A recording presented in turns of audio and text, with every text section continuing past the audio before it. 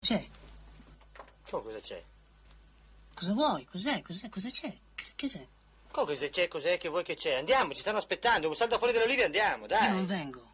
Questa è la mia casa, io sono sposato. Rimango qui io. Come rimani qui? Questi qua non ci aspettano, sono inglesi. Sei sposato, ma questo matrimonio in Italia non vale. Muoviti, andiamo, via. Per me vale moltissimo. Moltissimo. Vabbè, allora porta anche lei, ma andiamo, non ci aspettano. Ma dove? Dove? Non ho casa, non ho lavoro, non ho niente, sono solo. Perché dovrei partire? No! Torino sta cambiando tutto. C'è da rifare l'Italia, ricominciamo da zero. C'è grande confusione sotto il cielo, la situazione è eccellente. Dai, andiamo, costruiremo un grande bel paese per viverci. Te lo prometto. Ma dai, è anche il nostro dovere. Ma che dovere, Nicola? Lo hai detto anche tu. Ti ricordi? Si sono dimenticati di noi. Ecco, io voglio dimenticarmi di loro. Rifare l'Italia, cambiare il mondo. Io non ci credo, non sono capace, non so. Io rimango qui. In un barile di olive, su un'isola deserta. Questa sarebbe la tua dimensione. Nicola, io mi sento vivo per la prima volta qua, lo capisci questo? Vassilissa vuole aprire un ristorante. Lei ha bisogno di me.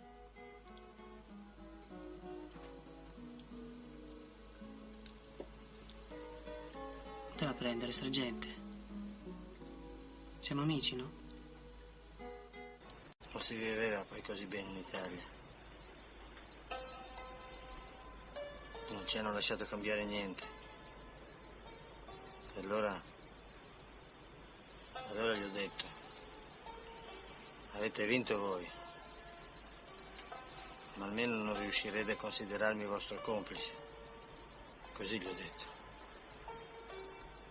E sono venuto qui.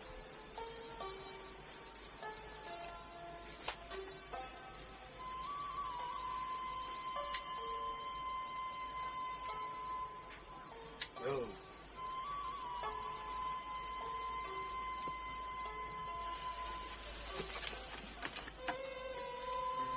E tu?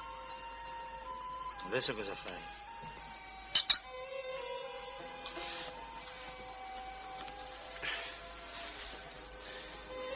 Mi do una mano.